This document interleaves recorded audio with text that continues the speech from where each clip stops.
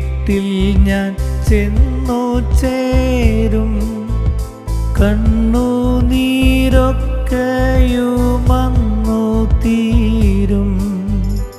എണ്ണിയാൽ തീരാത്ത വൻകൃപകൾ വർണ്ണിച്ചു പാദത്തിൽ വീണിടും ഞാൻ.